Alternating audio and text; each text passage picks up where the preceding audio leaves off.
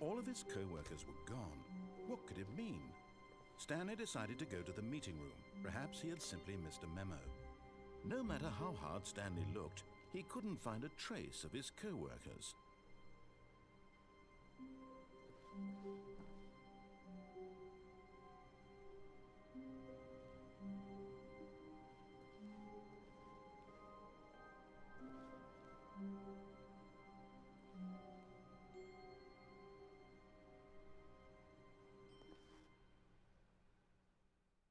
At first, Stanley assumed he'd broken the map, until he heard this narration and realized it was part of the game's design all along.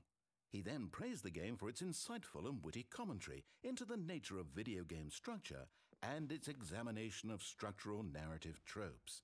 So, now that you're here, what do you think? Isn't this a fun and unique place to be? Why don't we take a minute just to drink it all in? Okay, I'm over it now. What do you think? Are you sick of this gag yet?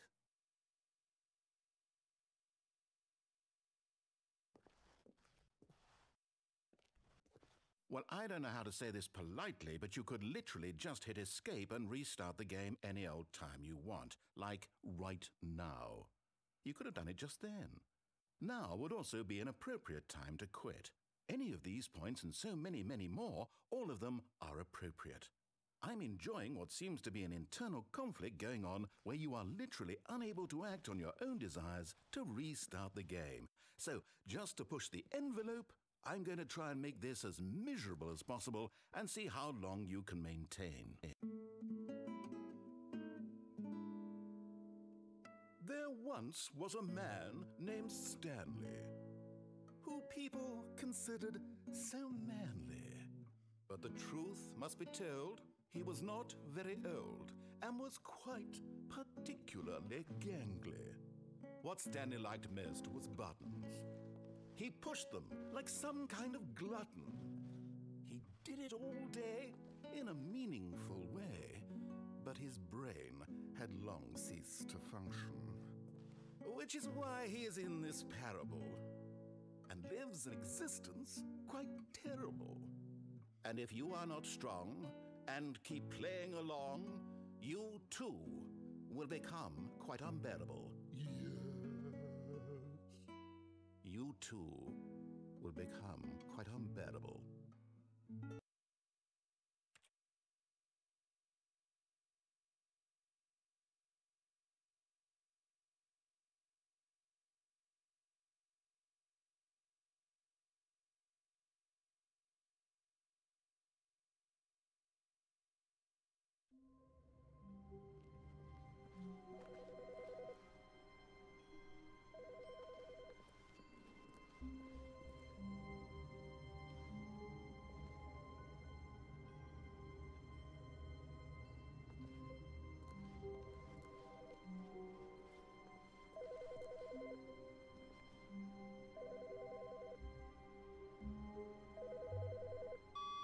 Good morning.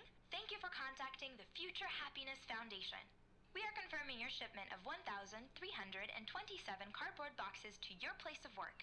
Can you verify that this is correct? Excellent. Your order will arrive shortly. Thank you again for contacting the Future Happiness Foundation.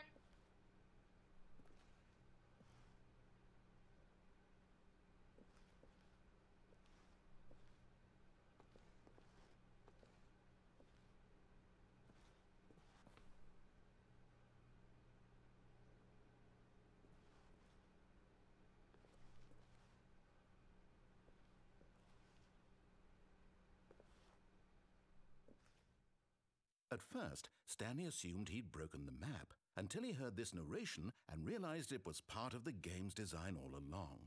He then praised the game for its insightful and witty commentary into the nature of video game structure and its examination of structural narrative tropes. So, now that you're here, what do you think? Isn't this a fun and unique place to be? Why don't we take a minute just to drink it all in? Okay, I'm over it now. What do you think? Are you sick of this gag yet? Ah, then in that case we'll continue. But now, here comes the real question. What do you think would have happened if you had told me that you wanted this to stop? Do you think it would have been particularly different? Would I have taken the same idea but rephrased it superficially to fit that answer? Perhaps you never would even have thought of it if I hadn't brought up the issue in the first place. Oh, now think about it. Will it be worth it for you to restart and then come back here just to do the other option? Clearly, this whole gag takes some time. What if the other option is even longer? How long will you spend in total just to have heard all the narration? Oh, and this is rich. Perhaps you've just played the other option, and now you've come to see what happens in this one. So, what do you think? Which choice was the better one? Imagine if you had selected continue on your first playthrough, how tantalizing it would be not knowing what happens when you pick the other option. Indeed, you are one of the lucky ones. Though if the other option is really miserable to listen to, then perhaps you're not. In fact, I'm just going to say that no one who's listening to this is lucky. Well now, I've built up the other option so much that I'm going to stop talking and leave you to your decision whether to come back here, continue with the game, or just sit in this spot forever and ever. Cheers.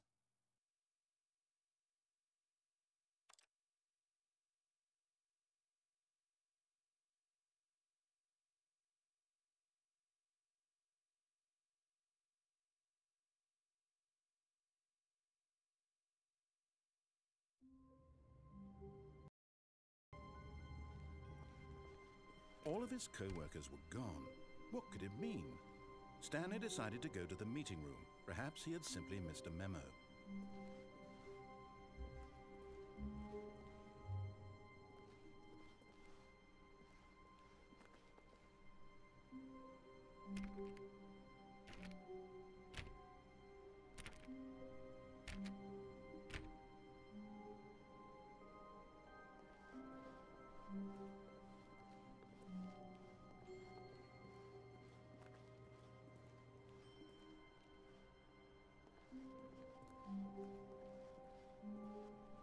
When Stanley came to a set of 2 open doors, he entered the door on his left.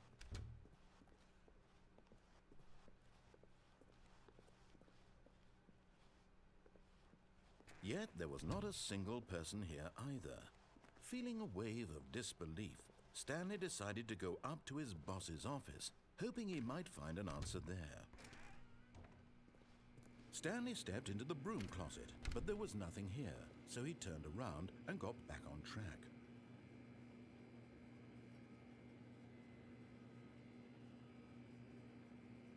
There was nothing here.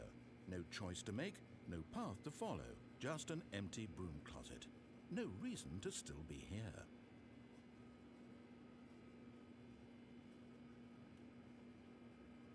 It was baffling that Stanley was still just sitting in the broom closet. He wasn't even doing anything. At least if there was something to interact with, he'd be justified in some way. As it is, he's literally just standing there doing sweet FA.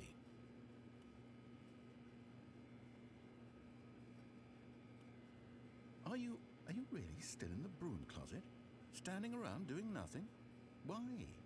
Please offer me some explanation here. I'm genuinely confused.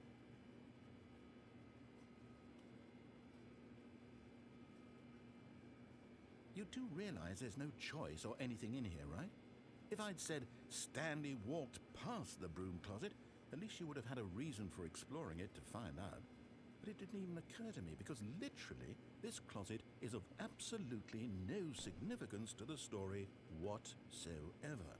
I never would have thought to mention it.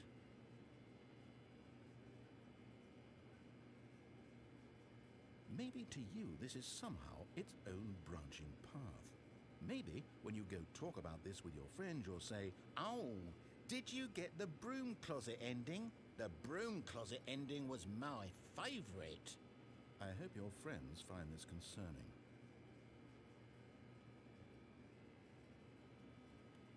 Stanley was fat and ugly and really, really stupid.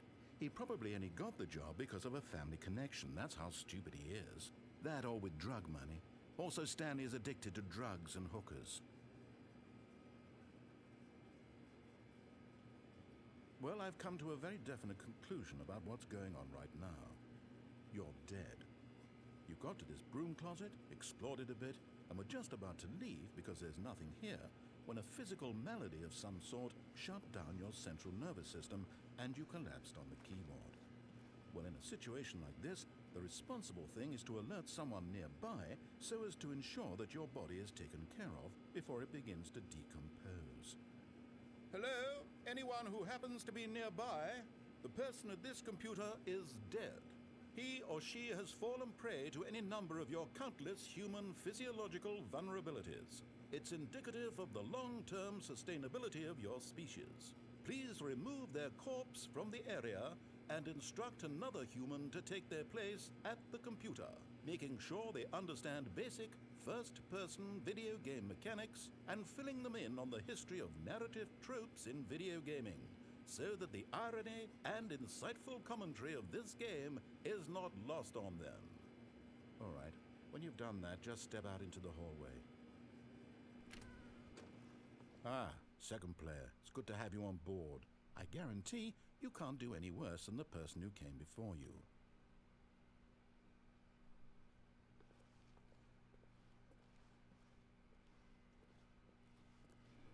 You too? Unbelievable. I'm at the mercy of an entire species of invalids. Perhaps there's a monkey nearby you can hand the controls to. A fish? Fungus? Look, you can hammer out the details. I'm not particularly picky. I'll just be waiting for when you're ready to pick up the story again.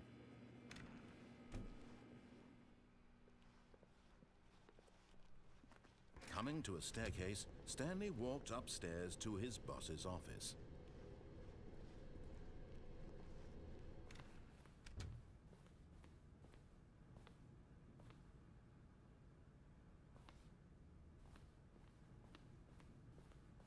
Stepping